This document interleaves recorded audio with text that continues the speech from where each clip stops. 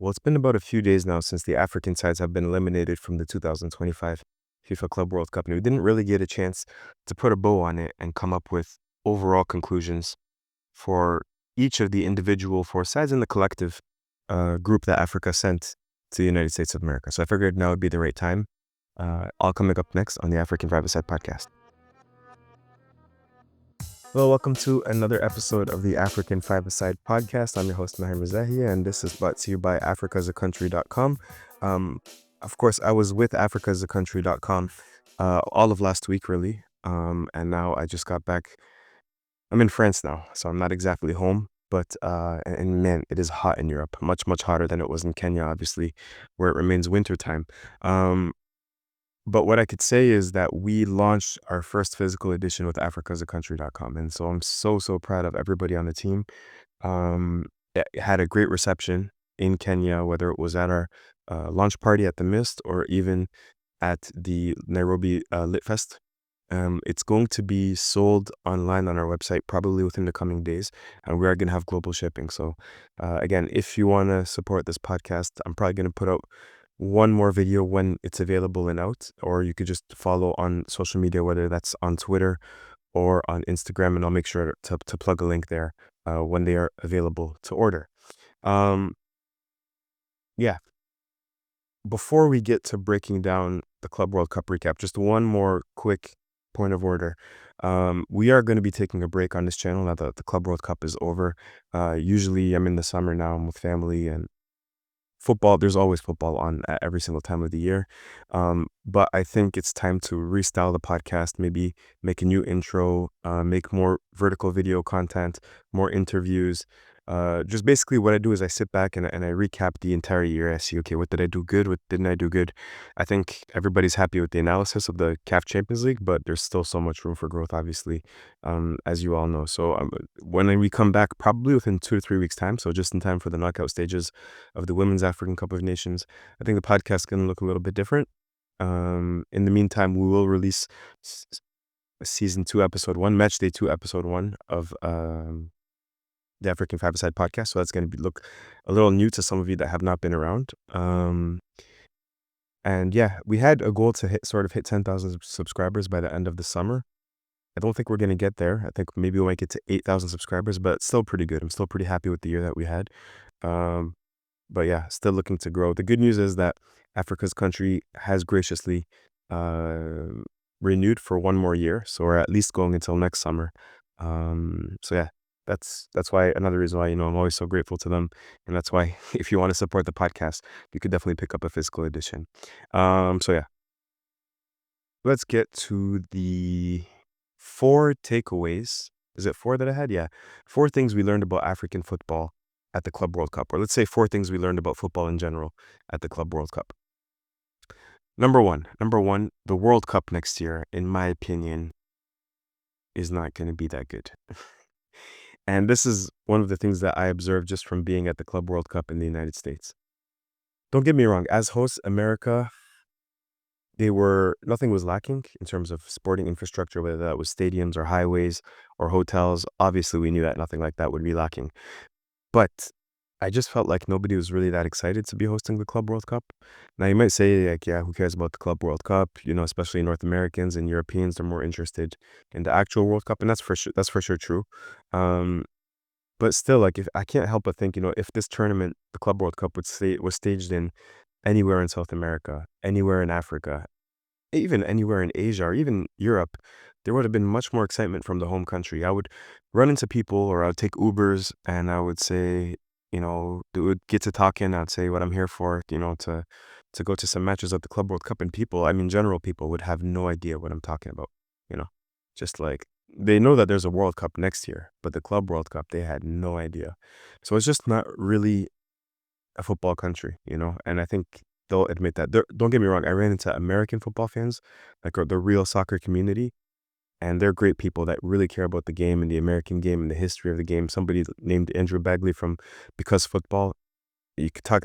He explained to me like the history of U.S. football towards the end of the second half of the 20th century, and I learned so much from him. But there's just not enough curiosity from the general public outside of the big games. I saw that there was excitement for Manchester City. I saw that there was excitement for Real Madrid, PSG, but like even the Brazilian teams, I don't think like the Brazilian teams, the African teams, it was practically the only reason they were well attended is because those fans are very passionate, and they themselves were the ones that filled up the stadiums in that sense. Um, Also, like I said, the infrastructure is fine, but it's not really built for the occasion. Ultimately, we were playing in NFL stadiums, some MLS stadiums, but mostly NFL stadiums. Like the football arena still like on the outside still had, like I was in Philadelphia, so they still had Philadelphia Eagles players with helmets, and it didn't feel like I was there for a football occasion. It felt like we were renting an American football arena or stadium to use for the Club World Cup. And so I'm sure, for the World Cup next year, maybe they're going to redecorate those stadiums. I hope they do, because that would give it a little bit of a more of the right feel as well. Um, and even like the American football stadiums for the last match, I went to MetLife Stadium in New York, really New Jersey. And I was at the very top, like what they call in the United States nosebleeds. You're so high in altitude that you might get a nosebleed. You couldn't really see that well. Like, I think it doesn't matter so much for American football because, you're more looking at like 22 players on the field and you're looking at things like possession or position of players, and you're not really looking at, technique of a player, how he strikes the ball, how he receives the ball. But it didn't really see, I think football stadiums do a better job of making sure you're steep but closer to the pitch. Um, yeah, so the infrastructure is, don't get me wrong, it's there. Everything is great, obviously. Um, Passes all the standards, but it doesn't seem like football specific infrastructure in that sense. So yeah, my main takeaway was that I'm much more looking forward to going to Mexico in 2030. Sorry, 2026. I assume it's going to be less expensive. I'm assuming that, the football and culture is going to be much better. The food will be much better. The atmosphere will be much better. Although it will obviously depend on the drive. There are no African teams that compete in Mexico. Might be one of the things that keep me away. But if, there should be one out of the nine. If there's at least, if we can get 3 or 4 out of 9 to play in Mexico, even I don't care if Algeria plays, whatever. I think I'd rather go there and experience the World Cup from there. 2030 in that sense will be a little bit different because it's going to be Spain, Portugal, Morocco, clearly footballing countries. Even the South American countries it's going to be in are clearly footballing countries. But I think 2034 in Saudi Arabia might have a lot of that commercial aspect feel of it as well. The infrastructure will be better adapted, but it's still going to be very much a top-down organized event rather than um, a bottom-up one. So that's the first thing. The second thing that I learned at in terms of African football, the FIFA Club World Cup, is that stability is the best strategy going into this tournament. African clubs, they took two radically, diametrically opposed different approaches coming into this tournament. You had one option, which was to go all out, sign a bunch of players, even on short-term contracts, even if it's just for 1 month. Bring in a new coach if you have the slightest amount of doubt in him, and try to throw everything you can at this thing and try to be as ambitious as you can. And the other one is like, no, come into this tournament with the players that you have that know each other, that have good chemistry. Even if you have some doubts about the coach, keep him around because stability is ultimately better than, let's call it ambition. So we had two teams take the stability approach, and that was Esperance and Mamelodi Sundowns. And we had two teams take the ambitious approach, which was Al Ahly and Wydad. Al Ahly, of course, they brought the Orlando Pirates coach Jose Rivero in just 2 weeks before their first match. Um, and he said at the end of the match against Porto, like, these fans are amazing. He said, I'm still getting used to them. This is only my second week in charge and only my third match in charge. And I suspect, he said, I don't really know them, talking about the fans, but I suspect he didn't really know the players that well either. Like Mohamed Amin bin Ramadan in a double pivot was a big no-no for me. Playing Kuka over Adiyatullah in that third match. Again, I don't know the injury news or anything like that, but that seemed a little bit bizarre. Zizou on the right wing, I mean, you got to give him clear, specific instructions to hug the touchline in that second match against Palmeiras because they were not providing enough width on the right wing. So it seems like he's not 100% familiar with his players as well. And I wouldn't expect him to be. I mean, why would he be watching Mohamed Amin bin Ramadan and Ferenc Varos? And even if he gets the clips on Y-Scout or on Huddle or whatever the case may be, it's not like watching a player like that for years and years and years on end. But as for Wydad, they brought in Mohamed Amin bin Hashim, coach that had been in charge for 3 league matches. So he better than Jose Rivero, who was in charge for 0 league matches. But Ben Hashim was just in charge for 3 league matches before, at the end of the Botola, he won all 3 of those matches. So I can understand going into the tournament with him. And they were in such a tough group. That's why I feel harsh judging Wydad because they were in a group with Juventus and Manchester City. Um, but man, they were even more ambitious than Al Ahly in a sense. They signed 5 or 6 players, players like Guilherme Ferreira. They'd never heard of the guy before. Same thing with this Myers two center halves. Which that's the thing about Wydad. It seemed like they were buying players that they didn't need. Like they are part of their strength was Jamal Harkas, Abdelmonem Boutouil, two center halves. Two Moroccan national team center halves. I don't know if Boutouil actually is capped, but Harkas definitely is. And Boutouil, we all know how good he is from his time at Sundowns. So you have that, and then they bring in 2 more. And it's like, why? You could have used that energy somewhere else. They brought in a striker, which I guess was needed, Alma Samah, but he missed because it was at the last minute and it was like this crazed rush to bring in these players. He missed the first match due to visa issues. Um, yeah, they brought in Nordin Amrabat, who I think was the only one really of the 4 that I've mentioned so far that had a decent Club World Cup. Um, so yeah, Wydad almost feels like I'm sorry to make this comparison, and it's too early to make this comparison because it's only been 1 year since their former president, Said Nasiri, has been imprisoned, and they've had to sort of rebuild. But they kind of feel like Manchester United, or that that was kind of like their approach in that it seems like you know not patient enough, too eager, too quick to pull the trigger. And as a result, the projects they turn over too soon. Nothing ever settles and has the time to breathe. And y- yeah, that's so like ultimately you're just like you're moving so fast, but like in moments in time like this, it's almost like you're on quicksand. Like the faster you move, the faster you're gonna sink. At times you need to let it breathe a little bit, take it easy, and let things build little by little. Um, I'm also very wary of owners that are a bit like powerful. And their new owner, Hisham Eitman, or president, I shouldn't say, not owner, who's an MP, just listening to him speak, in a few interviews and things like that. I've seen dozens and dozens of men like this in Algeria, usually politicians or CEOs and things like that, that just think they're the bee's knees. I don't know if he's actually like that. From what I understand, he has a fairly competent, staff around him and everything, but I don't know if like with politicians and with really rich CEOs, I don't know if they're always getting the best advice, because people are so ready to pander to them that you don't know if the people are telling them the truth. And the way he just talks, just exaggerating things, or I don't think lying about things, but exaggerating things, um, always like sort of like with too much confidence, doesn't give me the right vibe really. Um, And Esperance and Sundowns, they were coming into this tournament with a completely different approach, as mentioned, with stability. Even though they didn't win the CAF Champions League, they did very well in their domestic leagues. Uh, Sundowns winning the league by, I think it was a record number of points this year. I'm not 100% sure. And Esperance, they won a League Cup double, first time since 2011. Like when I looked at Esperance, I felt like that was the maximum level of performance they could have. Even though they didn't make it to the knockout stages, I don't think they could have beat Flamengo. I don't think they could have beaten Chelsea. Definitely not with Yusuf Bilali. And they beat LAFC. Now, ideally, you would have liked them to draw one of those other matches, but even then, that might not have been enough to get them to the next round. So they pretty much lived up to their billing. Like they couldn't have done more, much better.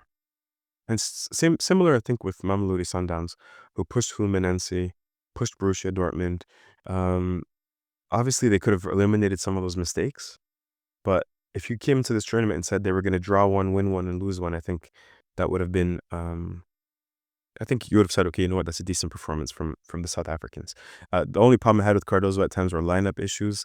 I think we see the ability of players differently, whether it's Teshrick Matthews or. Um, but at the same time, like I'm not on the training pitch. I don't know what the staff is telling him. I'm not, But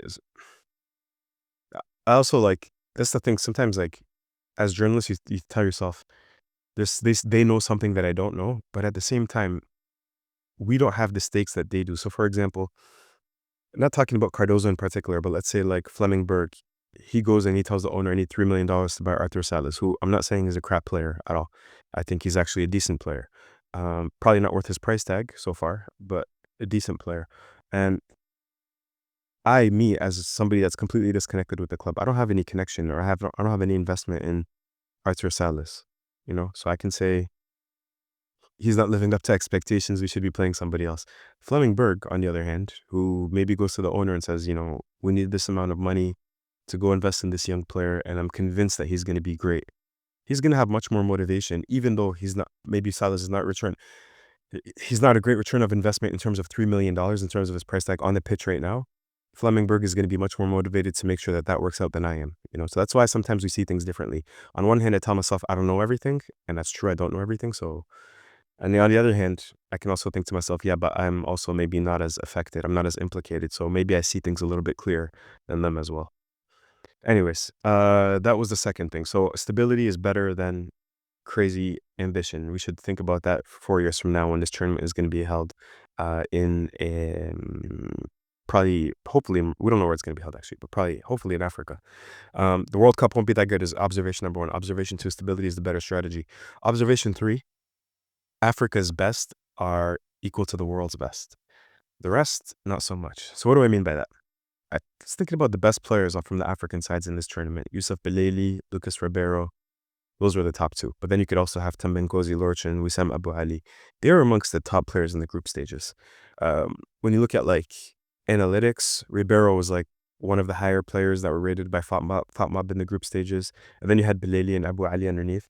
Belali and Ribeiro were top 12 in dribbles completed per game, I think at 3.5. I think they were number 11 and 12. Al Ahly missed the most amount of chances in the group stages, and they only scored 4 goals in those 3 matches. Yeah, 4 goals in the 3 matches, and yeah, 4 goals really in 1 match. It was in the last match, which is a crazy thing to think of when you think about it. 4 goals in 1 match, but I think they created the most amount of big chances. You think about all the chances they missed against, particularly Inter Miami in that first match, against Porto as well. But even against Palmeiras, they could have in the first half, maybe nicked a goal. So you think about that, you think about the top players playing very well. I think the real difference, what I've been thinking about, is Africa's role players. They're just much, much worse than the European ones. So I don't think, for example, Belali or Ribeiro, if we take Chelsea as an example, I don't think they're much worse than Nkunku. Even Nkunku, don't get me wrong, he's probably the better player. He's a very good player, but I don't think they're much worse, And this is maybe a little bit of a controversial take. Julian Brandt is better than Lucas Ribeiro, but I don't know if he's... This is a crazy take to say. I might get killed for this. Julian Brandt is amazing. That's why I feel bad about that one in particular. But on the other side, for example, I don't know, like even... I forget who they had on the left wing. I'm sure whoever Dortmund had on the left wing is not much, much better than Ribeiro. Porto's best player, probably not that much better than, like Zizou and Imam Ashur, who maybe was that young 19-year-old wonder kid. For me, the main difference, though, is like, or where there's real separation, is when you see like an Esperance double pivot of that player Genishi in double pivot, and you compare him, or even Testrik Matthews, and you compare him to like a Dewsbury Hall at Chelsea or something like that. That's a role player for them. Maybe not necessarily a starter, but a player that's in the top 18. And Genishi, same thing, like, okay, kind of a starter, but maybe not supposed to be a starter, sort of fell into that place, and more of a role player, more supposed to be a depth piece. Africa's depth piece is over here, and Europe's is way higher. Whereas their star players are up here, and Africa's star players, I think, are just a little bit lower. That's a little bit of a hot take, maybe, but in my opinion, I think that's correct. But it's encouraging because that tells you, like with the right transfer strategy, you can find a lot of unpolished diamonds in Africa, and if you put them in the right conditions, also in South America and Asia as well. So I think it's something to keep in mind and to maybe explore those channels of that global south to global south connection again. Go pick up some players in Brazil, but not just Brazil, everywhere around the world, and let's get them to play on the African continent. Fourth and final observation. Al Ahly and Sundowns have been crystallized as African elite. One of the things that we've seen over the last 10, 15 years on the African continent is the emergence of, let's say, a top 4, top 5, right? I think now that top 4, top 5, the rest were over here. I think they're just going to get bumped up even more now. Particularly, not even top 4, top 5. I'm going to say top 2.5. Esperance is the half, but Al Ahly Sundowns are the top 2, and I think they're really going to clear themselves now because they were already very rich, and the rich get richer. I think we're going to see a chasm here. Not a 4-team one. I don't think Wydad is really going to go up with those 4. Again, because I have real questions about the governance, but Ahli and Sundowns in particular, they're machines. And you think about the yearly budget. Al Ahli has a yearly budget of $52 million, and they just got another 12 million right now. Mamelodi Sundowns at least have half of that, probably around like 25 to 30. Um, and Mamelodi Sundowns, they don't really have, a competitor in the PSL. I'm not a big fan of their New Orlando Pirates coach, even though I like him as a person. I loved him as a player. I just don't know if he's up to the task as a coach. I hope I'm wrong. I hope he proves me wrong. Um, so I don't think there's going to be a real domestic competitor for Sundowns. For Al Ahly, maybe Pyramids FC can be that. But I think they're more of a threat to kick Zamalek out of the CAF Champions League than Al Ahly. Because, of course, Egypt get two sides that go to these tournaments, these interclub competitions.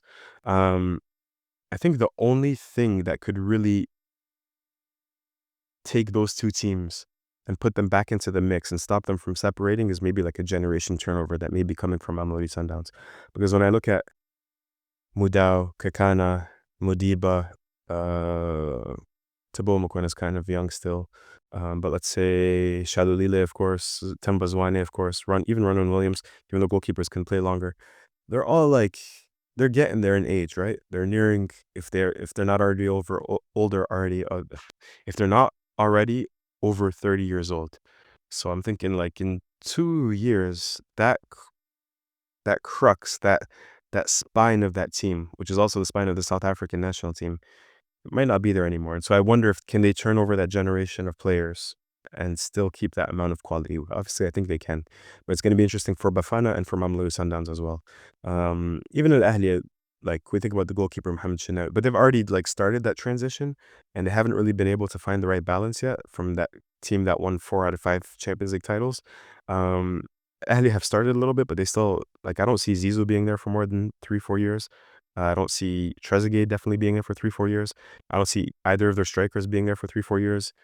Maybe Imam Ashur will be. Goalkeeper Mohamed Chenaoui is going to be gone, but they have a replacement already in place. And yeah, the defense have already started working, but even all of their defenders, I can't see them being there for even longer than 2 years because they're just lacking the quality needed at Al Ahly. So both of those teams, they'll separate, but it just depends how they deal with that generational turnover, you know. Esperance, the reason why I have them sort of hanging on to those two, not up at their level, but just hanging on, is because like last summer, I think they're just a few good signings away from winning the CAF Champions League again. And apparently they're very close to signing the very talented Mauritanian right back Ibrahima Keita from TP Mazembe. And there are rumors about players like Adama Koulibaly from El Hilal, Fili Traore from AFR Asfar Rabat as well. So I think like their transfer market signings their African transfer market has been incredible. Like, unlike Sundowns, they don't really get players from South America. But when you think about Elias Makwana, Abdurrahman Konate, Onucho Ogbelu, they really scout the continent well. And I think them bringing in Keita and Traore and Koulibaly would be further proof of that. So I would just have them as like a 2.5. They're not really where Sundowns and Al Ahly are, but I think they're a step above Wydad, or maybe we could throw Pyramids in there. So Esperance, Pyramids, and Berkane would be the next three. But I think all of those three are not on the level of Sundowns and Al Ahly. So yeah, those are the 4 observations. Let's break them down one last time. The World Cup won't be that good, in my opinion, in the United States and in Canada, not necessarily in Mexico. Stability is a better strategy going into the FIFA Club World Cups. Africa's best is not too far from the world's best. Africa's rest definitely needs to catch up. That's observation number 3. And observation number 4 is Al Ahly and Sundowns are crystallized as Africa's top 2 elite teams. Esperance hanging on by a thread, and then you probably have 3 other sides. Pyramids, just completely blanked. Pyramids, Berkane, and I forget who the other one is, but yeah. Anyways, thanks for tuning in. Again, we will be probably taking I think I have one more video in me, and then I think we're going to be taking a break. So keep it locked in. In that last video, I'll be plugging the physical edition copy as well. And then I'll catch you all probably closer to August than July, maybe for the knockout stages of the Women's African Cup of Nations, which is taking place in Morocco in the coming week or so. Thanks for keeping it locked in. It's been a real pleasure, as always, hanging out with y'all. But as we get closer to the end of the season, I really have a lot more gratitude because we've seen how much we've grown this year. So yeah, we'll speak to y'all very soon, and peace.